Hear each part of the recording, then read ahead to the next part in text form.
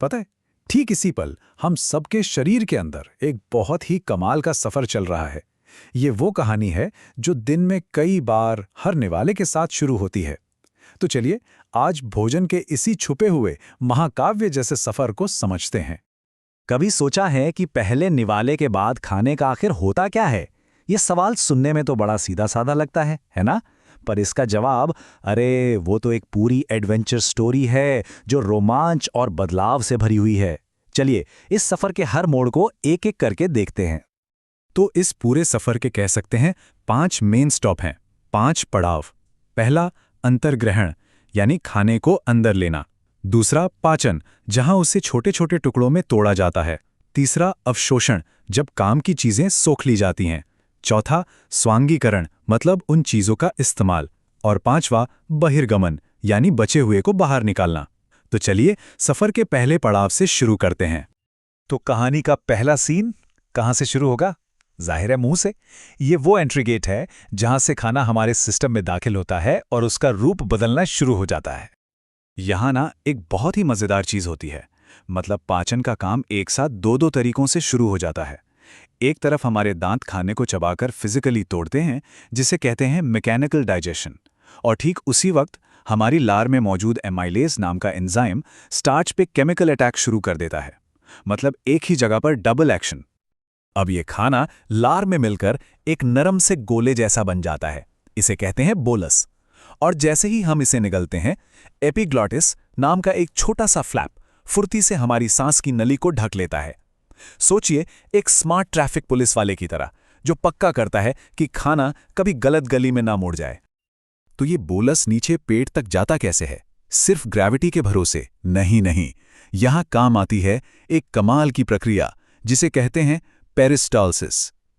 हमारी खाने की नली की मांसपेशियां एक लहर की तरह सिकुड़ती और फैलती हैं और खाने को नीचे धकेलती हैं। ठीक वैसे ही जैसे ट्यूब से पेस्ट निकालते हैं। यहां कोई पाचन नहीं होता, ये तो बस पेट तक पहुंचने का एक एक्सप्रेसवे है। एक्सप्रेसवे का सफर खत्म और अब हमारा खाना एक ऐसी जगह पहुंचने वाला है जो बिल्कुल अलग है। बहुत ही, कह सकते हैं, एक्शन से भरा माहौल। हमारा पेट, यानी आमाशय। जरा इस नंबर पर गौर कीजिए, 1.5 से 3.5। ये है पेट के अंदर का पीएच लेवल। मतलब ये इतना ज्यादा एसिडिक है कि बैटरी के एसिड को टक्कर दे सकता है।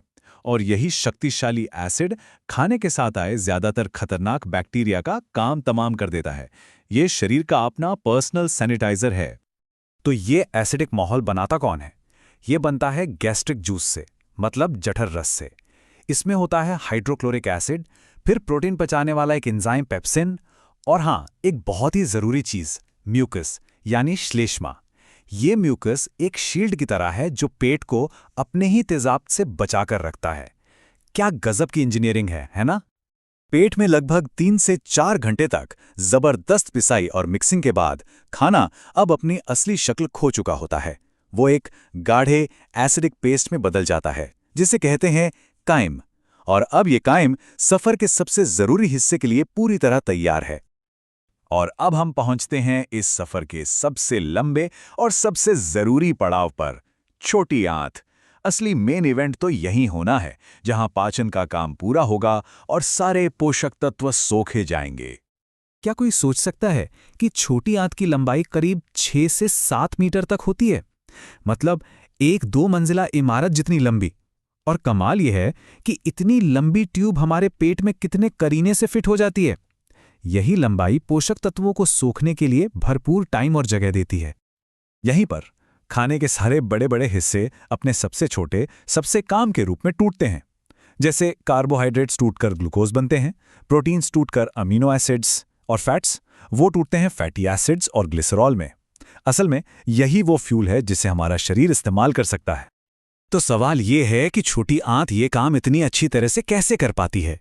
इसका राज है इसकी दीवारों पर मौजूद लाखों, करोड़ों उंगली जैसी छोटी छोटी बनावटें, जिन्हें विलाई कहते हैं।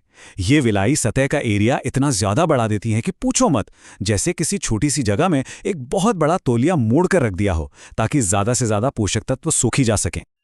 लेकिन रुकिए, छोटी आंत ये सारा मुश्किल काम अकेले नहीं करती। उसे मदद के लिए एक पूरी सपोर्ट टीम मिलती है। कुछ बहुत ही जरूरी सहायक अंग जो अपने खास रस भेजते हैं। और ये रही वो सपोर्ट टीम। देखिए, लिवर बनाता है बाइल जूस, जो फैट्स को छोटे छोटे टुकड़ों में तोड़ने में मदद करता है। गॉल ब्लैडर यानी पित्ताशय इसी बाइल को स्टोर करके रखता है और जरूरत पड़ने पर छोड़ता है। और फिर आता है पैंक्रियाज यानी अग्न्याशय। ये अपना एक पावरफुल जूस भेजता है जो पेट से आए एसिड को न्यूट्रलाइज करता है, और उसमें हर तरह के खाने को पचाने वाले एंजाइम्स होते हैं। मतलब एक परफेक्ट टीम वर्क। अब सफर अपने आखिरी दौर में है। पोषक तत्वों को सोखने का जो मेन काम था वो तो लगभग हो चुका है। अब बारी है बचे खुचे सामान को प्रोसेस करने की। छोटी आंत से अलग बड़ी आंत का मेन काम न्यूट्रिएंट्स को एब्जॉर्ब करना नहीं है। इसका सबसे बड़ा काम है जो खाना पचा नहीं उसमें से पानी और जरूरी मिनरल सॉल्ट्स को वापस सोख लेना। समझ लीजिए ये शरीर का वाटर रिसाइकलिंग प्लांट है। और जब सारा पानी सोख लिया जाता है तो जो बचा हुआ वेस्ट मटेरियल है वो ठोस बन जाता है।